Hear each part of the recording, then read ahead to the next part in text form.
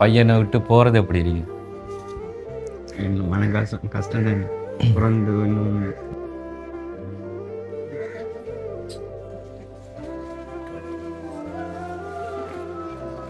தாய் நாட்டை விட்டு வெளிநாடு வந்து போக போகிறாருன்னு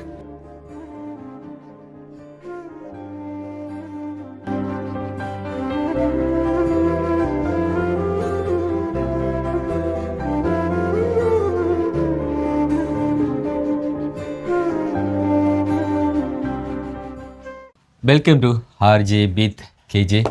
ஓகே, அண்ணாட வீட்டில் வந்து ரீசெண்டாக ஒரு ஃபங்க்ஷன் ஒன்று நடந்திருந்தது, பார்த்துருப்பீங்க. அண்ணாட மகனுக்கு வந்துட்டு தொட்டிலிடும் ஃபங்க்ஷன் வந்து பண்ணியிருந்தோம் அந்த நிகழ்வு. ஸோ அதுக்கப்புறமா மீண்டும் அண்ணாட வீட்டில் வந்து இன்றைக்கி சின்னதாக ஒரு விருந்தோட ஒரு நிகழ்வு.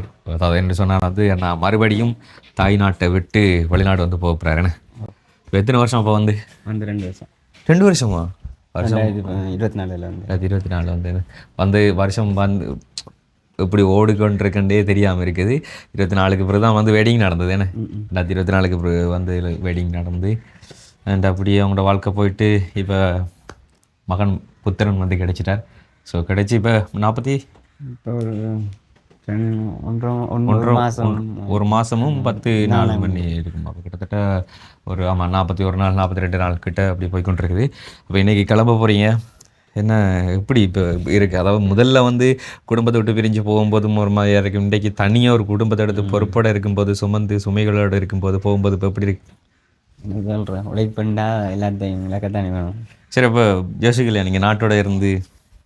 அது வந்து பார்ப்போம் நாளில் இப்போ இந்த சூழ்நிலை ஒன்றும் செய்யலை. ஸோ மகனை விட்டு போகிறீங்க 41 நாள். ஸோ அதுதான் பெரிய ஒரு இது. ஓகே, நாங்கள் மிஞ்சிருந்து அடிக்கடி அப்பப்போ பார்த்துக்கொள்வோம். ஸோ இப்போ என்ன வேலை, என்ன மாதிரி, யார் யார் இப்போ இங்கேருந்து போகிறீங்க? ஆஃபீஸ் போய் தான் நானும் இவங்களோட அக்காட தம்பி மகன் உங்களோட மச்சின இல்லை மகன் முறை அவங்களோட அக்காடம் போகிறீங்க. ரைட், அப்போ எல்லாம் பேசியாச்சு, வேலைகள் எல்லாம் ஓகே. அதுக்கு முன்னால் ஃபெஸ்ட்டுக்கு ஒரு வாட்டி போய் திரும்ப வந்து திரும்ப போனேன். முதல் தரம் இருக்கும்போது எத்தனை? அதில் ஒரு 4 வருஷம். அதுக்கு பிறகு இதில் ஒரு 4 வருஷம் கிட்டத்தட்ட 8 வருஷம் அப்படியே போயிடுது. மறுபடியும் வெளிநாட்டு வாழ்க்கை. ஸோ இதுதான் வந்து வெளிநாடுன்னு சொன்னால் நீங்கள் பெரிய நாடெல்லாம் நினைச்சிடாங்க. மட்டக்களை பொறுத்த மட்டும் நிறைய இளைஞர்கள் வந்து போயக்கூடியது வந்து அரபிய நாடுகளுக்கு தான்.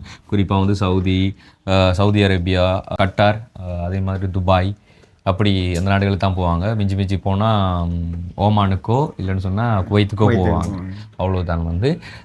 ஸோ இங்கேருந்து கூடுதலாக வந்து கட்டார் தான். அப்போ அண்ணாட வாழ்க்கையை வந்து பார்த்திங்கன்னு சொன்னால் இது 3வது தடவை வெளிநாடு போகிறாரு. 3வது வாட்டியும் வந்துட்டு கட்டாருக்கு தாங்க வந்து.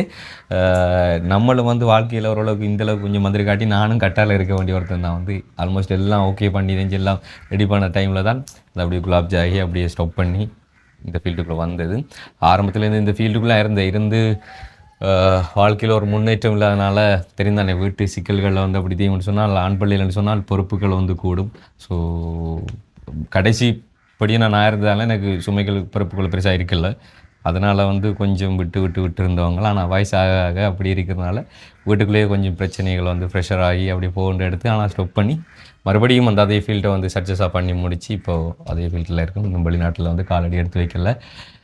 ஓகே, ஸோ ஆனால் அவரால் இனிமேல் அப்படி இருக்க முடியாதுன்னு சொன்னால், இதுக்கு முன்னாடி வந்து எங்கள்கிட்ட குடும்பத்துக்கு ஓரளவுக்கு உழைச்சம் வந்து இப்போ தனியாக ஒரு குடும்பம் எடுத்து இப்போ படியும் பிறந்துட்டார். ஸோ அதனால் உழைச்சி தான் ஆகணும் கண்டிப்பாக. அப்போ பையனை விட்டு போகிறது எப்படி இருக்கு? மன கஷ்டம் தான். பிறந்து இன்னும் 1.5 மாதம் இல்லை. ஸோ அதுக்குள்ளே பிறத்தாங்க. கண்டிப்பாக அதான் பிரச்சனை. என்னென்னு சொன்னால் ஒன்றை பிறணும்னு சொன்னால் ஒன்று வந்து தான் என்னோட பிறணும். ஸோ எப்படி அது போயிட்டு வருவார். இங்கே நிறைய ஆண்களோட வாழ்க்கை வந்து இப்படி தான். குறிப்பாக வந்து மட்டக்களப்பை பொறுத்த மட்டும் இளைஞர்கள் வந்து இப்போ இங்கே சரியான ஒரு வேலைவாய்ப்புகள் அது இது எதுவுமே இல்லாதனால வெளிநாட்டு வேலைவாய்ப்புகளை தேடி ஓடுவாங்க. ஸோ அப்படி ஓடுற காரணத்தினால வந்து இப்படி தான் குடும்ப கஷ்டங்கள், குடும்ப சுமைகளை வந்து சுமந்து கொண்டு சில விஷயங்களை வந்து தாங்கிட்டு அப்படியே உள்ளுக்குள்ளே போட்டு புதைச்சிட்டு வெளிநாட்டில் வேலை செய்து கொண்டிருப்பாங்க. ஃபார் எக்ஸாம்பிளுக்கு வந்து என்னோடய வயசில் இருக்கக்கூடிய என்னோடய ஃப்ரெண்ட் படியணியில் நிறைய பேர் இன்றைக்கி வரைக்கும் கட்டாரில் வேலை செய்து கொண்டிருக்காங்க. வருவானில் இப்போ 2-3 மாதம் லீவில் வருவானே வந்துட்டு இங்கே கொஞ்சம் இருந்துட்டு திரும்ப வந்து போயிடுவாங்க. என்ன சொன்னால் உண்மையிலே மட்டக்களப்புன்றதை தாண்டி வந்து இலங்கையில் இளைஞர்களுக்கான வேலை வாய்ப்புகள் வந்து சரிசமமாக நல்லதொரு சம்பாத்தியத்தோடு வந்து செய்து கொடுத்தாங்கன்னு சொன்னால் கண்டிப்பாக வந்து இவங்கெல்லாம் வந்து வெளிநாட்டில் போய் வந்து தஞ்சமின்றி அங்கே பிழைக்க வேண்டிய அவசியம் வந்து கிடையாது. ஸோ அப்படித்தான் வந்து இப்போ கட்டாரோ துபாயிலோ இருக்கக்கூடிய வேலைவாய்ப்புகளில் வந்து இவங்களுக்கு அந்த மாதிரியான வேலைவாய்ப்புகளோ அந்த மாதிரியான சம்பளங்களோ வந்து இல்லை. அதை ஏன் நம்ம நாடுகள் வந்து பண்ணுதில்லை அப்படிங்கிறது தான் வந்து கேள்விக்குறியாக இருக்குது. இப்போ பார்த்தீங்கன்னு சொன்னால் கொஞ்சம் பேர்த்துக்கு வேலைவாய்ப்புகள் கொடுக்கறதுக்காக வேண்டி இந்த கார்மெண்ட்டுகள்லாம் வந்து திறந்திருப்பாங்க தானே, அதாவது தையலகம் ஆடை தொழிற்சாலைகள். ஸோ அங்கே வந்து ஓகே, ஆனால் குடும்பமாக இருக்கக்கூடியவங்களுக்கு வந்து அதிகமானவங்களுக்கு அதுக்கேற்ற மாதிரி சம்பளத்தோட அந்த ஊதியத்தோட வந்து அந்த வேலைவாய்ப்புகள் இருக்க மாட்டா ஓகே. ஆனாலும் வந்து இங்கே இருக்கக்கூடிய எல்லா பேருக்கும் வந்துட்டு ஒரு மாவட்டத்தில் ஒரு ஆடை தொழிற்சாலையை வந்து இருந்து வேலைவாய்ப்புகள் கொடுக்க முடியாதாங்க. ஸோ அந்த ஆடை தொழிற்சாலை மாதிரி மற்ற நார்மலான தொழிற்சாலைகளோ சரி, இல்லை விவசாயத்தை பொறுத்த மட்டுமே சரி, வேலைவாய்ப்புகள் கிடைச்சா வந்து அவங்க வெளிநாடுகளுக்கு போக வேண்டிய அவசியம் இருக்கா. ஆனால் இப்போ நிறைய இளைஞர்களோட நிலைமை என்னோட சொன்னால் நம்ம வெளிநாட்டு போயிட்டு அங்கே ஏதாச்சும் மிச்சம் பிடிச்சிட்டு வந்து இங்கே நம்மள்கிட்ட சொந்த காசில் ஏதாச்சும் முதலீட்டை செய்து வேலைவாய்ப்புகளை உருவாக்கி கொண்டால் மட்டும்தான். ஆனால் அங்கே போயிட்டு குடும்பத்தை வந்து பார்க்குறதா, வீடுகளை வந்து கட்டுறதா, வாசல்களை வந்து வெட்டி போடுறதா, பிள்ளைகளை படிப்பிக்க வைக்கிறதா, அதுக்குள்ளே இங்கே நம்ம மிச்சம் பிடிக்கிறதான்னு யோசிக்கும் போது கஷ்டம். அங்கே போயிட்டு வந்து மிச்சம் பிடிக்கிறது எல்லாமே வந்து அங்கேருந்து இங்கே அனுப்புகிற நேரம் எல்லாம் ஈக்குவலாக சரிசமமாக முடிஞ்சு கொண்டே இருக்குது. ஸோ அப்படி தான். ஆனாலும் அடுத்த வாட்டி வந்தால் போகாத மாதிரி பிளான் பண்ணி வாங்க, பார்க்கலாம். அப்போ இது நடக்குன்னு சொல்லி இப்போ அம்மாலாம் உள்ள வந்துட்டாங்க, அம்மாலாம் வந்து நிற்கிறாங்க, அக்காலாம் நிற்கிறாங்க. எத்தனை மணிக்கு இங்கேருந்து போவீங்க? இப்போ 2 மணி. இங்கேருந்து பஸ்ஸு களவாஞ்சிலேருந்து 2 மணிக்கு பஸ்ஸு. அப்போ ஃப்ளைன் வந்தாங்க ஃப்ளைட் அங்கே நாளை ஞாயிற்றுக்கிழமை காலமே 4:50 விடியச்சாம. அப்போ இன்றைக்கு நைட்டுக்கு போயிடுவீங்க, போயிட்டு விடியச்சாமத்துக்கு பஸ் போகிறீங்க. ஓகே. இப்போது அங்கே இறங்கி போன உடனே வேலை தானா இல்லை அங்கே போயிட்டு தான் தெரியும்? எத்தனை பேர் மொத்தமாக போகிறீங்க? 12 பேர். ஏஜென்ட் மூலம் தான். முதல்ல ஒரு ஏஜென்ட்டை கொடுத்து கொஞ்ச நாள் கூட ஏமாற்றி நம்ம எனக்கு பாஸ்போர்ட் வேண்டியது, அதாவது இங்கே கல்முனை பக்கம் வந்துட்டு ஒரு ஏஜென்ட்டை கொடுத்துட்டு ஏமாற்றி பிறகு வந்து போய் அதை வேண்டிட்டு வந்தேன். இப்போ அங்கே காத்தாங்குடியில் கொடுத்துருக்காது. ஓகே. ஸோ எல்லாமே சக்ஸஸாக அமைஞ்சா வந்து நல்லது. நாங்களும் வந்து ப்ரேயர் பண்ணி கொடுறோம். கண்டினியூ வந்து அப்படி தொடரலாம் வீடியோ. அடுக்கியா நல்ல அடுக்கு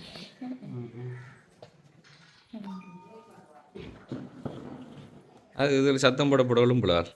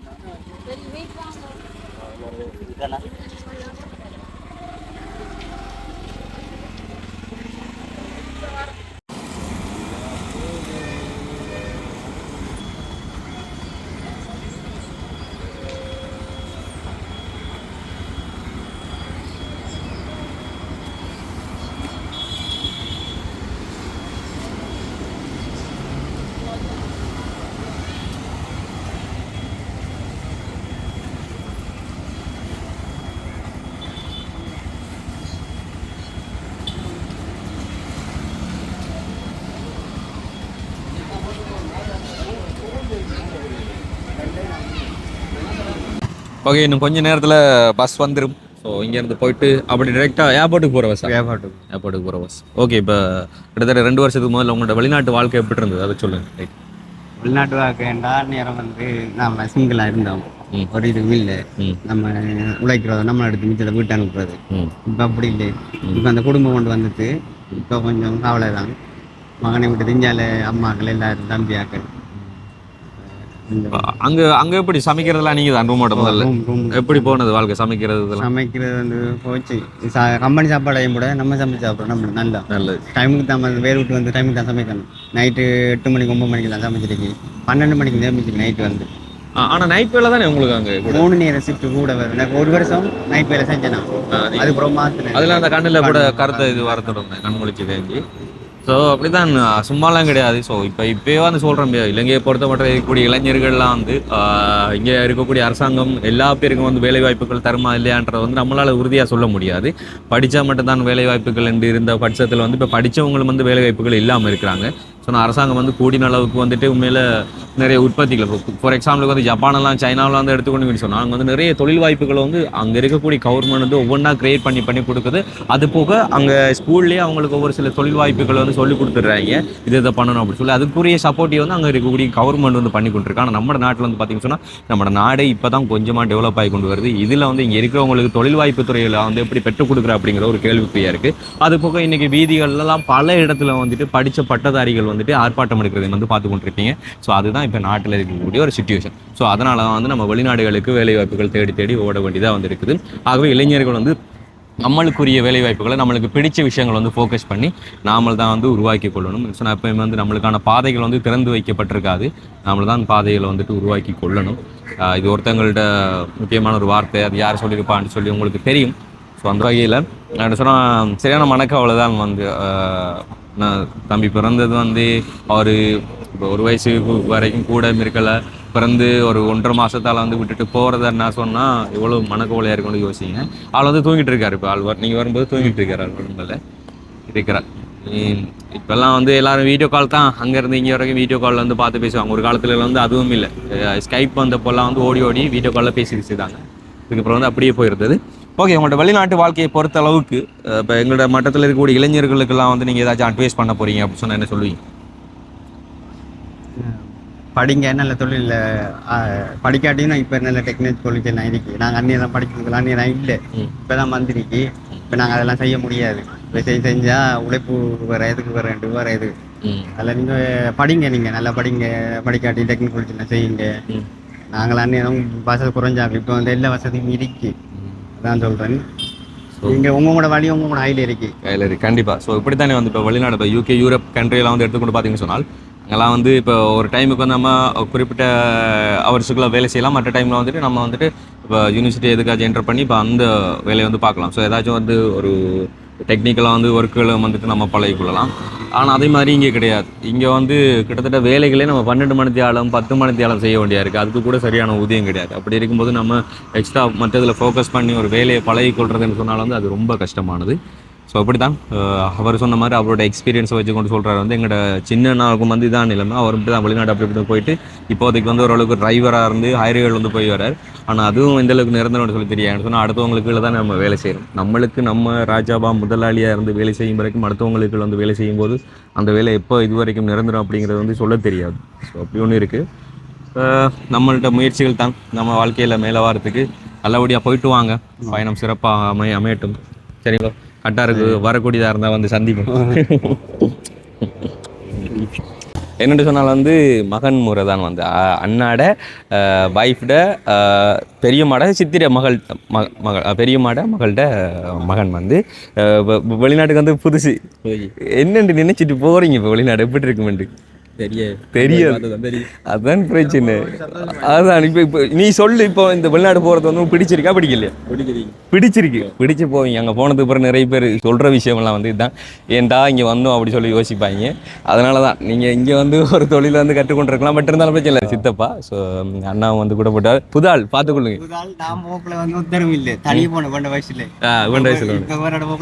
எத்தனை வயசு? 19. நீங்களும் 18 வயசுல இருந்து போனது. ஸோ அப்படி தான். இப்போ ஆளுக்கு வந்து கொஞ்சம் துணை இருக்குது. 2 பேரும் ஒரே கம்பெனி விசா தானே போகிறீங்க. மற்ற ஆக்கள்லாம் மட்டக்களப்பாக்கில் சேர்ந்தாங்க தான் 12 பேர், மொத்தம் 12 பேரும் மட்டக்களப்பு தெரிஞ்சு அப்போ ஆக்கள் வந்து சப்போர்ட்டுக்கு இருக்குது. ஸோ அவர் வந்து பார்த்துக்கொள்வாப்பில் நிறைய விஷயங்களை சொல்லி தருவார், கற்றுக்கொண்டு. உண்மையில் அரபு கண்ட்ரிலாம் பார்த்தீங்கன்னு சொன்னால் உண்மையில் மொழி கற்றுக்கொள்ள வேண்டியது.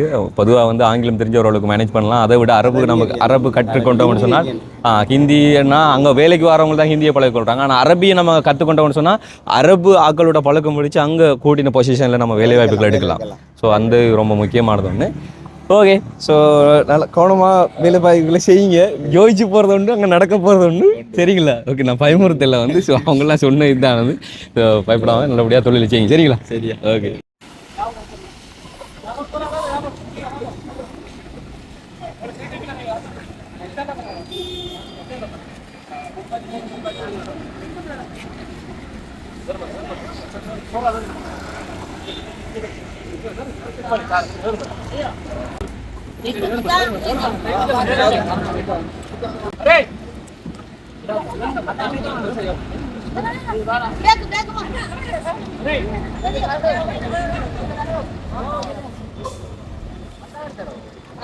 ஆட்கள் நல்லபடியாக வந்து போயிட்டாங்க. ஸோ இனிமேல் வந்து நாட்டுக்கு திரும்பும் வரைக்கும் வீடியோ காலில் தான். ஓகே, இதுதான் வெளிநாட்டு வாழ்க்கை. ஸோ நீங்களும் வெளிநாடு போயிருந்தீங்கன்னு சொன்னால் உங்களுடைய வாழ்க்கைகள் வந்து எப்படி இருந்தது அப்படிங்கிறது கீழே கமெண்ட்ல சொல்லுங்கள். Next video. ஓகே, பாய்.